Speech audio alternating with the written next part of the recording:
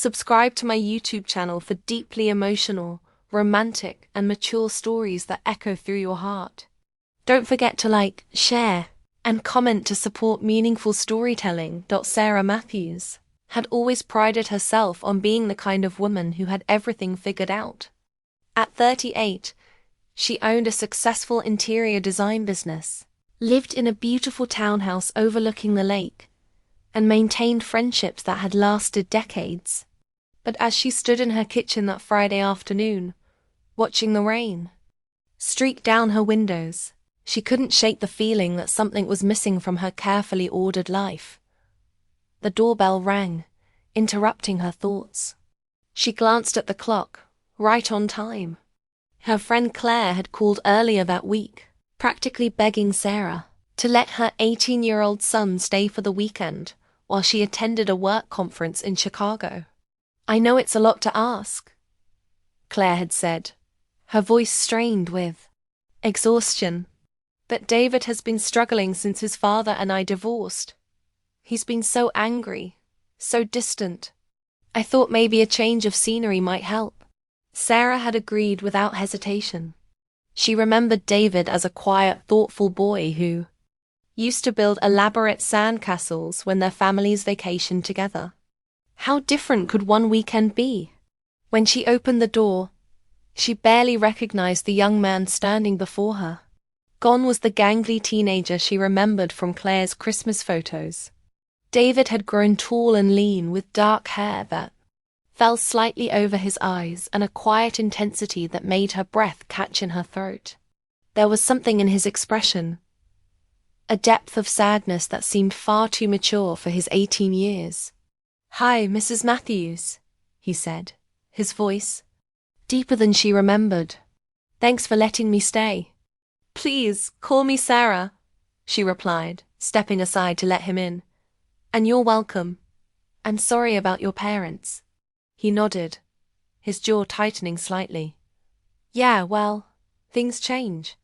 As David settled into the guest room, Sarah found herself wondering what had happened to transform the sweet boy she once knew into this guarded young man. Over dinner, she tried to draw him out, asking about school, his plans for college, his interests. His responses were polite but distant, as if he were speaking from behind a wall. "I'm taking a gap year," he said when she asked about his future. "I need time to figure things out." "That's wise," Sarah said. "There's no rush to have all the answers." For the first time since he'd arrived, David looked directly at her. "Do you really believe that?" The question caught her off guard. "What do you mean?" "I mean, everyone expects you to know what you want by the time you're 18. Like there's some magical switch that flips and suddenly you have your whole life planned out." He pushed his food around his plate. "But what if you don't? What if you feel like you're drowning and everyone else is swimming?" Sarah's heart ached at the raw honesty in his voice. "David, it's okay to feel lost. I felt that way for years after college. But you figured it out," he said. "You have your own business, this amazing house. You seem so together." Sarah laughed softly. "Appearances can be deceiving. I may look like I have it all figured out, but inside..." She paused, surprised by her own candor. "Inside, I sometimes feel like I'm still that scared 20-something who didn't know what she wanted." Something shifted in David's expression. The wall he'd built around himself seemed to crack just a little. "Really? Really? The truth is, I built this life because I thought it would make me happy. The career, the house, the perfect image. But lately I've been wondering if I've been so focused on building a life that I forgot to actually live it." They sat in comfortable silence for a moment, the honesty hanging between them like a bridge neither had expected to build. Saturday morning brought sunshine and a different energy. David seemed more relaxed, even helping Sarah with breakfast. As they worked side by side in the kitchen, she found herself noticing things about him. The way he moved with quiet grace, the gentle way he handled the delicate china, the laugh lines around his eyes that appeared when he smiled. "What would you like to do today?" she asked, flipping pancakes. "I don't know." "What do you usually do on weekends?" Sarah realized she didn't have a good answer. Her weekends were usually spent working or doing household chores. "I don't really have hobbies anymore," she admitted. "I used to paint, but I haven't touched a brush in years." "Why not?" "I don't know. Life got busy, I guess. There never seemed to be time." David was quiet for a moment. "Could you show me your paintings?" Sarah felt her cheeks warm. "They're not very good. I'd still like to see them." After breakfast, she led him to the spare room where her canvases were stored. As she pulled them out, she felt vulnerable in a way she hadn't experienced in years. These paintings were pieces of her soul, created during a time when she still believed in magic and possibility. David studied each canvas with the intensity of someone much older. "These are beautiful," he said finally. "Why did you stop?" "I don't know," she whispered. "I think I stopped believing I had anything worth expressing." "That's sad," he said simply. "You have so much to express." The way he looked at her made her heart flutter in a way that both thrilled and terrified her. There was something in his eyes, an appreciation, an understanding that she hadn't felt from anyone in years. "Would you paint with me?" she asked, impulsively. "I mean, if you want to." His face lit up. "I'd love that." They spent the afternoon on her back porch, canvases propped on easels, painting the lake and the mountains beyond. Sarah found herself stealing glances at David as he worked, admiring the concentration on his face, the way he bit his lip when he was thinking. "You're very talented," she said, looking at his canvas. He'd captured something she'd missed, the way the light danced on the water, creating patterns that seemed to move and breathe. "You see things differently than I do," she continued. "You see the magic I used to see." "Maybe you still see it," he said quietly. "Maybe you just need someone to remind you it's there." Their eyes met, and Sarah felt something shift inside her chest. It was dangerous, this feeling. Wrong, maybe, but it was also the most alive she'd felt in years. That evening, they sat on the porch swing, watching the sunset paint the sky in shades of pink and gold. David had opened up more, telling her about his parents' divorce, about feeling caught between two worlds, about the loneliness that had settled into his bones. "I feel like I'm invisible sometimes," he said. "Like I'm just going through the motions of being alive." "I understand that feeling," Sarah replied. "More than you know. But you're not invisible," he said, turning to face her. "You single quotes luminous. Like you have this light inside you that you're trying to hide." Sarah's breath caught. David. I know it's probably weird, me saying that, but it's true. You made me feel seen today, for the first time in months. And I think I might have done the same for you." He was right, and that terrified her. This 18-year-old boy, no, young man, had indeed made her feel seen in a way she'd forgotten was possible. He'd reminded her of the woman she used to be, the woman who believed in art and beauty and connection. "This is complicated," she whispered. "I know," he said. "But complicated doesn't mean wrong." They sat in silence, the weight of unspoken possibilities hanging between them. Sarah knew she should create distance, should remember her role as the responsible adult. But she also knew that something profound was happening, not just attraction, but recognition. They were two souls who had found each other at exactly the moment they both needed to be found. Sunday morning arrived too soon. Sarah woke with a heavy heart, knowing that Claire would be returning that afternoon to pick up David. She found him in the kitchen, making coffee, and the domestic scene made her chest tighten with longing. Good morning, he said softly. Good morning. Did you sleep well? Not really. I kept thinking about yesterday, about the painting, the talking, about you. Sarah's heart raced. David, we need to talk about this. I know what you're going to say, he said, setting down his coffee cup. That there's too much between us. Age, circumstances, your friendship with my mom. That this is impossible. Isn't it? She asked, though her voice lacked conviction. Maybe. But that doesn't change what I feel. What we both feel. He stepped closer, and Sarah found herself unable to move away. I know I'm young. I know this is complicated. But I also know that I haven't felt this connected to anyone in my life. You see me, Sarah. Really see me. And I see you too. Not the perfect facade you show the world, but the real you. The woman who paints beauty and feels deeply and deserves to be cherished. Tears sprang to Sarah's eyes. You don't understand how dangerous this is. I understand perfectly. But I also understand that some things are worth the risk.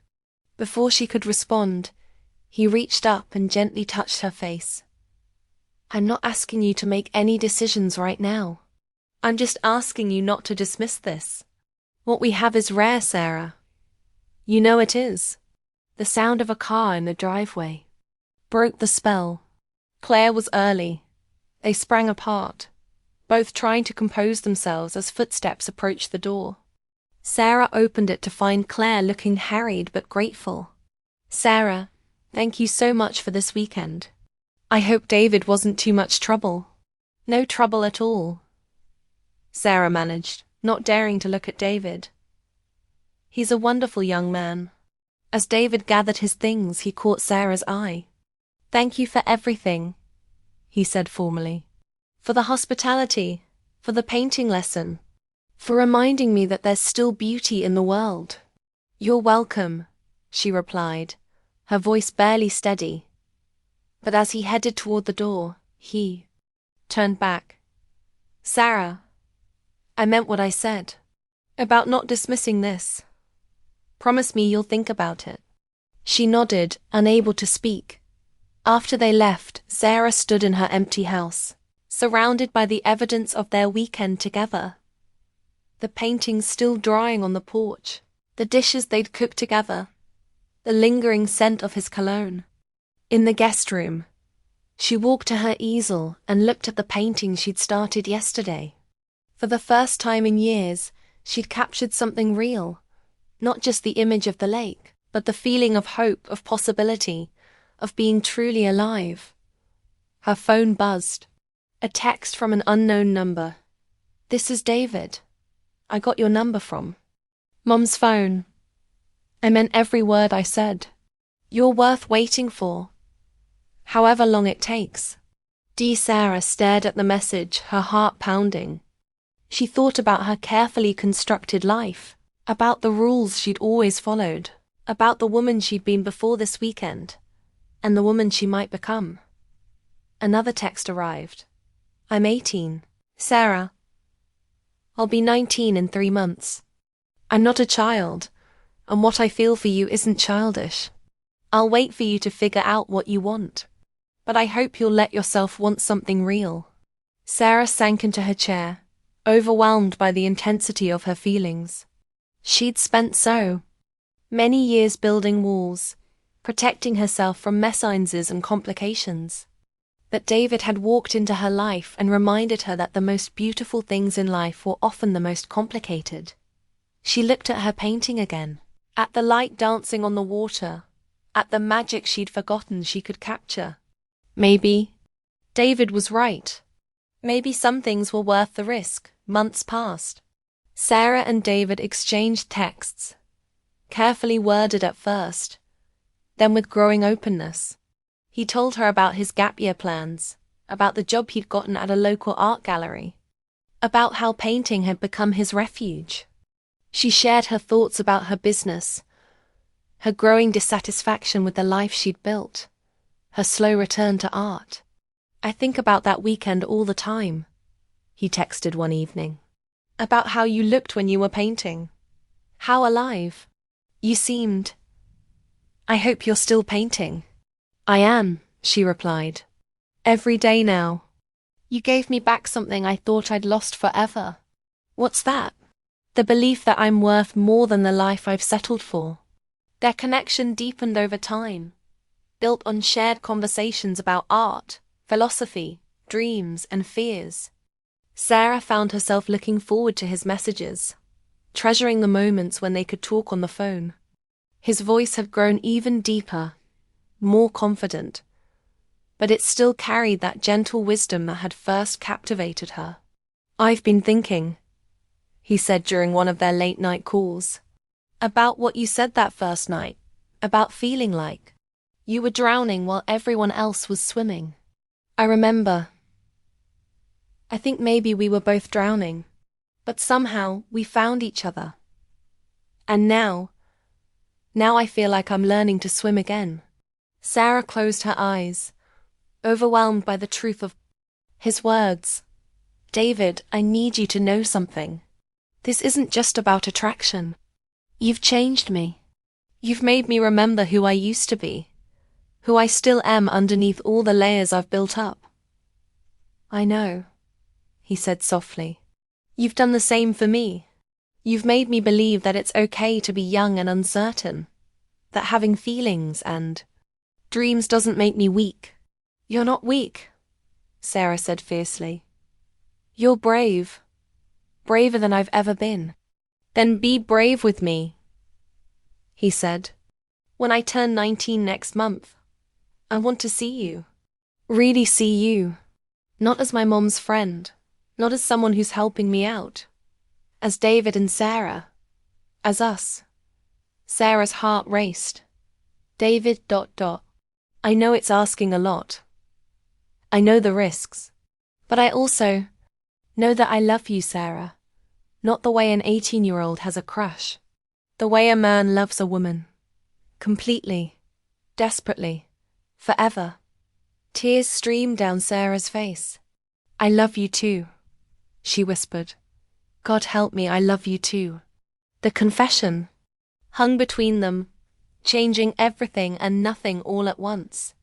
They'd named the truth that had been growing between them for months, but the complications remained. What do we do now? Sarah asked. We figure it out, David said. Together. One day at a time. Sarah looked around her perfect house, at the life she'd built that suddenly felt like a beautiful prison. She thought about the woman she'd been before David, and the woman she was becoming because of him. She thought about the paintings that now covered her walls, each one a testament to the passion he'd rekindled in her. Your birthday is in 3 weeks, she said finally. 22 days, he corrected. Not that I'm counting. Despite everything, Sarah laughed. What do you want for your birthday? You, he said simply. Just you. A chance to hold you, to look into your eyes and tell you how I feel without a screen between us. A chance to show you that what we have is real and worth fighting for. Sarah closed her eyes, feeling the last of her walls crumble. David? Yeah? I think I'm ready to be brave. On his 19th birthday, Sarah drove to the city where David was now living, her heart pounding with every mile. She told Claire she was visiting an old college friend, not entirely a lie, since David had become one of her dearest friends. Even if he was so much more than that, she found him waiting at a small cafe, looking handsome and nervous in a way that made her heart flutter. When he saw her, his face lit up with a smile that made her feel like the most beautiful woman in the world. Hi, he said, standing as she approached. Hi, she replied, suddenly shy. They stood there for a moment, drinking each other in. He was taller than she remembered, broader in the shoulders, with a confidence that hadn't been there before. But his eyes, those beautiful, soulful eyes, were exactly the same. You look beautiful, he said softly. So do you, she replied, then blushed at her own boldness.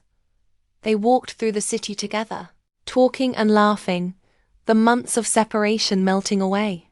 Sarah marveled at how natural it felt to be with him, how right it seemed despite all the reasons it should feel wrong. I have something for you, David said as they sat by the river, watching the sunset paint the sky in familiar shades of pink and gold. He handed her a small wrapped package. Inside was a delicate silver necklace with a pendant shaped like a paintbrush. I saw it and thought of you, he said. Of that first day we painted together. Of how you looked when you rediscovered your art. Sarah's eyes filled with tears.